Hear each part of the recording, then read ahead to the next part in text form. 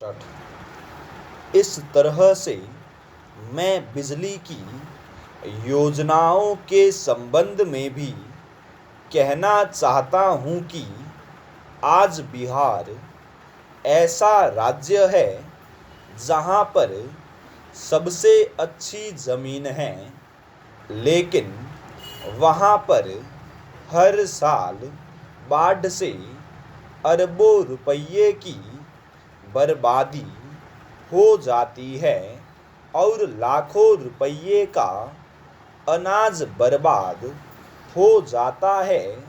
इस बाढ़ की वजह से करोड़ों लोग प्रभावित हो जाते हैं। वहाँ पर अनेक नदियाँ हैं जिनमें हर साल बाढ़ आती है, जिसकी वजह से इस क्षेत्र में करोड़ों लोग प्रभावित होते हैं और तरह तरह के कष्ट सहते हैं।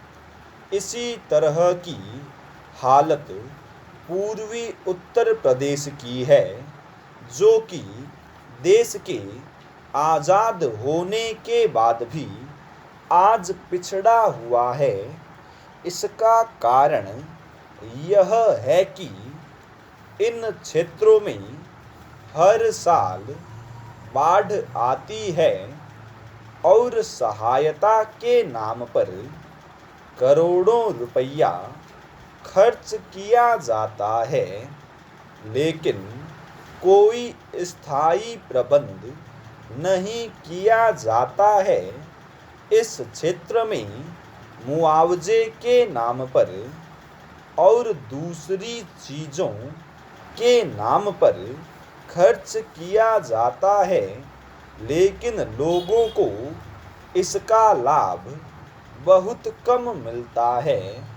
मैं चाहूँगा कि इस क्षेत्र के लोगों की हालत सुधारने के लिए कोई स्थायी हल निकाला जाए, ताकि वे इस विपत्ति से उभरकर सुखी जीवन व्यतीत कर सकें।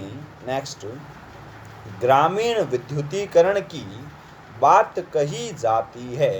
देश में 28 साल की आज़ादी के बाद लगभग 70,000 गांवों में बिजली पहुंच सकी है। मैं पंजाब और हरियाणा के नेताओं को बहुत धन्यवाद देता हूं कि उन्होंने सब गांवों में बिजली पहुंचा दी है, लेकिन बिहार में आपको यह सुनकर आश्चर्य होगा कि बहुत से लोगों ने बिजली देखी भी नहीं है। हमारे यहाँ 7 लाख गांव हैं, जिनमें से करीब 5,000 गांवों में ही बिजली पहुंच सकी है। बिजली के लिए जो पैसा दिया जाता है, उसको दूसरी मदों पर खर्च कर दिया जाता है। जिस मद में आप पैसा दे रहे हैं, यह देखना आपका काम है कि वह पैसा उसी मद पर खर्च हो। पिछड़े हुए तथा गरीब लोगों की हालत उठाकर देखिए। 20 सूत्री कार्यक्रम के अनुसार हरिजनों के लिए जो घर बनाए गए हैं, उनमें एक आदमी से अधिक सो नहीं सकता। नतीजा यह हो रहा है कि वह लोग कहेंगे कि अपना घर वापस ले लो। हम यह नहीं कहते हैं कि आप बहुत बढ़िया घर बनवाएं, लेकिन जो भी घर बने उनमें रहने के लिए कम से कम 5 व्यक्तियों के लिए तो जगह होनी चाहिए। स्टॉप।